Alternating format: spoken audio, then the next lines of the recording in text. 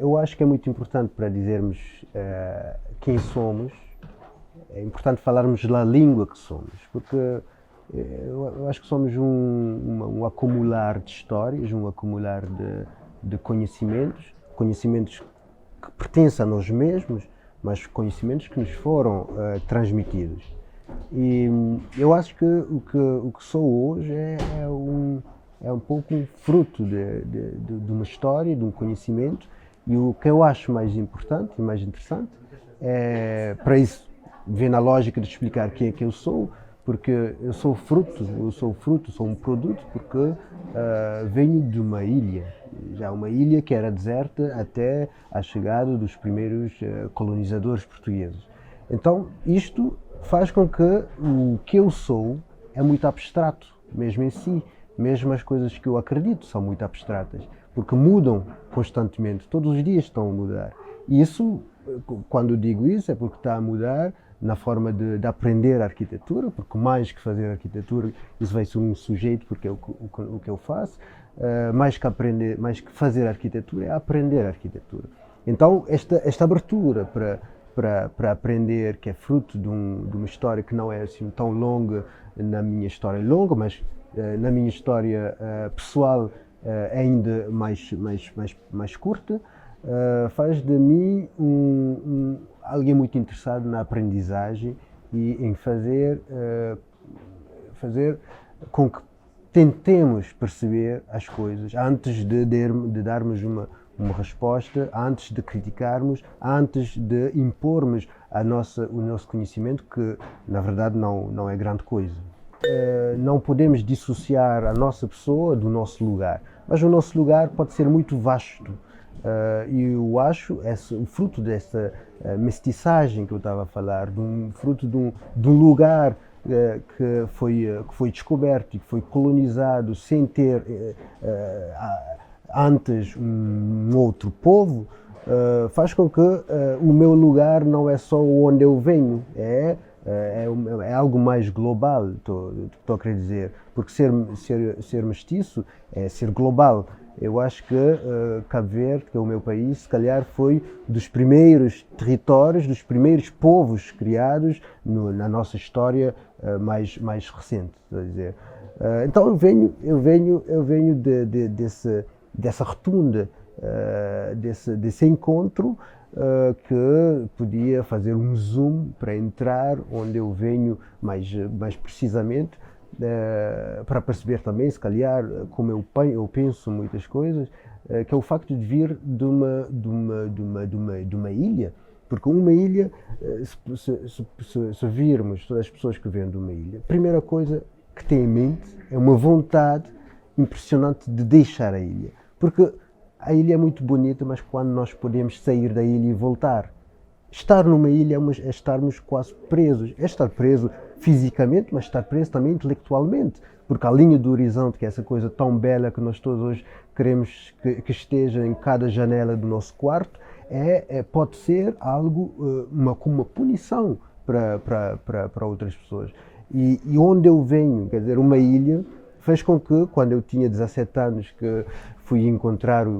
parte da minha origem portuguesa, eu tive que para mim era uma vontade última, para mim era quase uma necessidade de partir para encontrar outra coisa, para ver outra coisa, porque antes eu estava isolado. Então eu venho de uma ilha, mas não, apesar de ser uma ilha, eu vivia refugiado na ilha, quer dizer, vivia no interior da ilha, rodeado de montanhas, em aldeias da ilha de Santo Antão, em Cabo Verde. Isso também pode ter se calhar estou a romantizar uma coisa, mas é o que eu percebo hoje, depois de ter deixado essa noção de ilha, é perceber qual é o valor que nós demos à abertura. Porque quando saímos de uma ilha, sairmos de uma coisa que é completamente fechada, quando encontramos uma espécie de liberdade, temos uma vontade incrível para descobrir, para ir procurar, para investigar, para tentar saber, para viajar, para conhecer, para aprender. E eu acho que de onde eu venho, por isso é que é quase a mesma coisa que a mesma pergunta, porque de onde eu venho transforma-se em quem eu sou, ou mais que isso, quem eu pretendo ser. Como eu estava a dizer, eu saí de Cabo Verde, tinha 17 anos, fui estudar para conhecer também Portugal e ver outra forma de ver o mundo, mas que era quase um refúgio em relação a essa ilha, esse fechamento que eu vivi durante 17 anos, mas depois está muito ligado com também um desejo de uma aprendizagem de uma matéria, que era a arquitetura, que eu acho e que podemos hoje estar de acordo, que é um lugar, um país muito interessante para essa aprendizagem. Mas o percurso não ficou por aí. O Portugal, sendo quase aquele país que é colonizador, que colonizou, descobriu outras coisas que fez com que isso que hoje chamamos da lusofonia, que é muito grande, deu-me uma vontade enorme de conhecer essa lusofonia. Então fui tentar aprender o que é que tinha sido essa transição entre Europa, África, Cabo Verde, como estando no centro, e as Américas, e fui viver no Brasil, em São Paulo, também para aprender arquitetura, porque eu acho que isso era muito interessante para mim, perceber como é que é vista a minha disciplina num país, vamos dizer, se calhar mais conservador, porque é um país com uma história muito mais longínqua, que é Portugal, e um país que foi colonizado, que foi descoberto, onde a liberdade do pensamento, do teste, de testar coisas, de experimentar, era ainda muito mais importante. Então isso tudo fez com que chegar aqui hoje é um pouco como posso dizer, o bifurcamento de muitas vontades. Então, mas infelizmente também consegui sair desse mundo lusófono que eu tanto queria descobrir, que eu tanto queria aprender, e vim cá para a França porque era uma outra história, é uma outra forma de pensar, é também uma outra abertura que teve para o mundo. Não foi a primeira abertura portuguesa, foi depois, e é uma história que continua ainda hoje a dominar o mundo. E o que é interessante é que ter vindo para a França fez-me voltar para a África, que não seria a minha origem natal, mas a minha origem ancestral, e eu acho que o que eu sou hoje é um animal, se calhar, como qualquer outro, mas que tem uma vontade imensa em continuar os círculos para ver onde vou, para como é que cheguei aqui, mas principalmente o que é que eu quero, o que é que eu quero, não só na arquitetura, mas na vida. Mas eu acho que é muito óbvio na minha forma de pensar, porque é uma procura, uma pesquisa de uma abertura e de um conhecimento para podermos evoluir. Eu acho que precisamos de conhecer, termos um background, conhecermos a história, para podermos evoluir sem rancores, sem mágoas, sem pé para trás, como se diz num bom português. Isso é o que chegou a que eu esteja muito ligado hoje e associado à Architecture Studio, que é um dos grandes escritórios da arquitetura francesa, que tem hoje já quase 50 anos, que tem uma história também muito ligada à minha história. Quer dizer que é uma história muito ligada à abertura, que é uma história muito ligada ao partir, ao aceitar, porque temos que aceitar para podermos partir. Um escritório, um estúdio de arquitetura com 3 sócios, é preciso ter muita vontade, é preciso ter uma abertura muito grande para conseguir primeiro integrá-la e no início, claro, ter uma visão, que foi a visão dos fundadores, uma visão muito profunda de sociedade, porque não é uma questão só de arquitetura, é de sociedade, que leva a que eu esteja hoje integrado nesse grupo e com muita vontade de continuar essa história, que eu acho que tem todo o sentido. Qualquer pessoa que interesse em discutir, para mim, pode ser um mestre, porque eu aprendo com toda a gente, eu só adoro. Mas eu acho que em pessoas, se calhar não é só pessoas, mas movimentos, o que eu estava a falar antes da relação entre Portugal e Brasil, fez-me conhecer e praticar dois espaços que são ligados diretamente a duas pessoas, uma escola de arquitetura do Porto, em Portugal, que está associada a Cisa Vieira, e outra, a Escola de Arquitetura de São Paulo, que está associada a Vila Nova Artiga. Vila Nova Artiga, esse grande mestre da arquitetura brasileira, que só construiu no Brasil, mas que tinha... O que interessava-me aí, mais que a expressão formal, porque mesmo a expressão formal, isso de Escola de Arquitetura de São Paulo, para mim foi dos maiores, melhores edifícios que eu vivi, porque eu vivi lá dentro, aprendi durante um ano, mais de um ano lá dentro, mas o que me interessava também era perceber essa lógica entre um país, porque a Escola de Arquitetura foi feita na década de 60, um período que o Brasil estava à procura de uma liberdade, estava à procura de um nome, estava à procura, sobretudo, de uma espécie de nacionalismo, não de nacionalismo do ponto de vista nacional, eu sou nacional porque eu defendo o Brasil, mas de uma identidade. E essa identidade transferiu-se, transmitiu-se em arquitetura de uma forma muito, muito espontânea. Vemos a arquitetura brasileira quase acharmos que tudo é livre. A escola de arquitetura não tem portas, por exemplo. E para mim isso reflete e refletia quando eu estava lá essa abertura, quer dizer que é uma abertura já social. Dizer a escola não tem portas, não tem barreiras, qualquer pessoa pode ter acesso, o professor, o empregado de limpeza, o aluno, toda a gente está no mesmo espaço. Os do primeiro ano, os do último ano estão no mesmo espaço, toda a gente aprende com toda a gente pode ver, se estiver interessado, pode aprender. Na Escola de Arquitetura do Porto é outra cultura, é uma cultura de pessoas muito mais fechadas, se calhar, culturalmente muito mais ligados a uma família, ligados a um grupo, ligados a... Então essa noção revolucionária, quase comunista da Escola de São Paulo, na Escola do Porto não existe. Mas é uma outra arquitetura. É mais baseado no sentimental e no sensorial. Os espaços é mais ligado e tem uma relação muito mais direta com a luz, com a sombra, com o íntimo, com o aberto. Então, a riqueza espacial, se tivermos a ver isso do ponto de vista mais sentimental, porque o português é o primeiro dos sentimentais, escutar a música portuguesa choramos dia e noite. Então, eu achava muito interessante.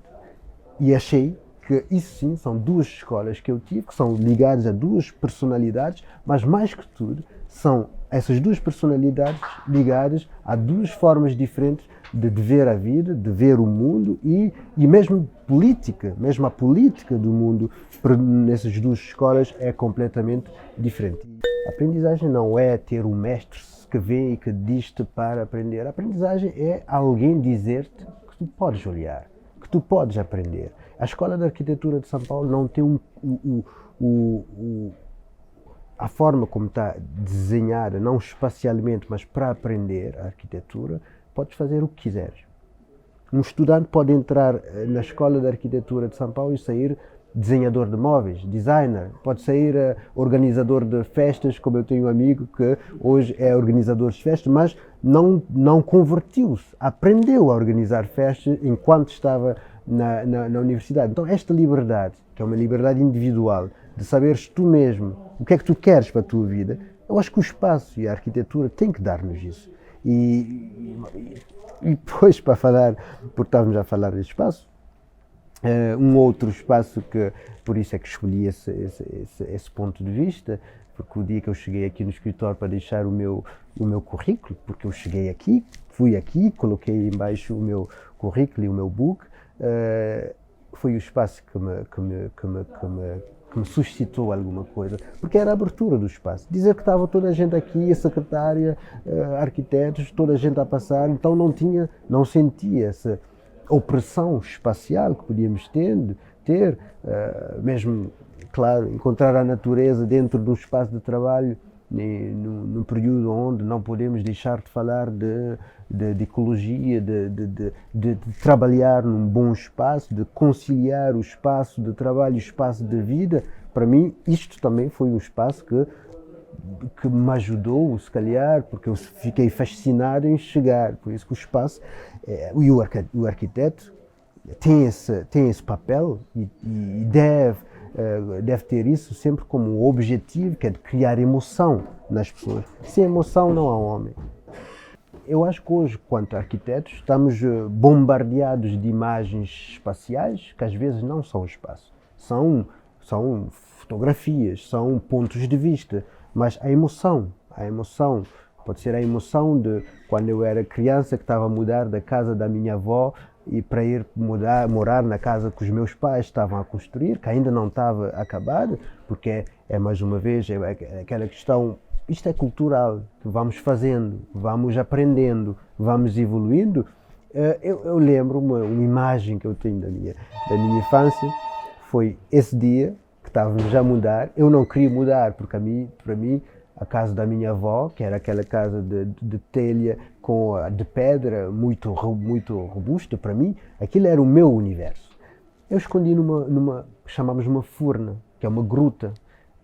que tinha para aí 1 metro de profundidade. Para mim estava completamente protegido e escondido, porque eu queria fugir a uma nova construção, a uma nova realidade. E claro que eu fiquei muito, isso marcou-me muito, porque essa noção de escala e da arquitetura, para mim, não é só uma questão é bonito, é feio, é uma questão da emoção que isso traz. E o refúgio é a primeira emoção. Sentes desconfortável, sentes protegido. Por isso eu dou esse exemplo do espaço, porque tem muito a ver também com a minha forma mesmo de ver a concepção do espaço, que não tem que ser megalómano, não tem que ser só para a imagem, tem que ser para a emoção, tem que ser por uma vontade de transmitir alguma coisa e tem que ser principalmente numa vontade que o homem continue a evoluir. E continuar a evoluir, eu acho que nada melhor que o espaço para termos tempo para refletir, para termos vontade de rir, para termos vontade de chorar. Apesar de aturar os meus sócios, tenho uma vontade enorme e um prazer enorme em arquitetura. Então eu faço, mais precisamente neste momento, por isso é que eu estava a falar dessa ligação, desse círculo. Neste momento estou a fazer mais o desenvolvimento de projetos no continente africano, África Ocidental, África Subsaariana, que traz-me uma... Eu acho que isso é o que estava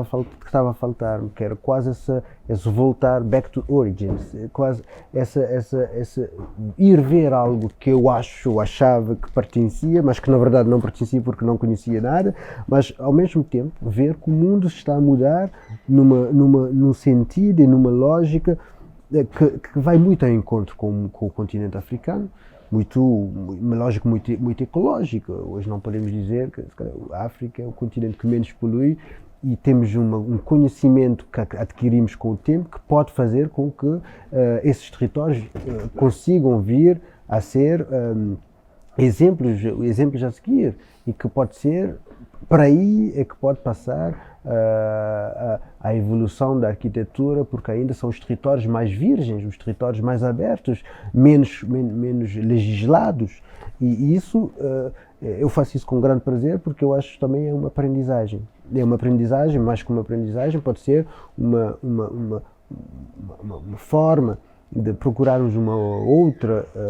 outro caminho para a arquitetura, porque é isso que eu faço, é isso que eu vou fazer no continente, mas muito interessado também, neste momento, a que essa lógica, ou essa ideia da arquitetura studio, dessa lógica de abertura, de participação, seja continuada. E trabalhamos, eu acho, duro para fazer disso um sucesso, porque não é um sucesso pessoal, é um sucesso coletivo.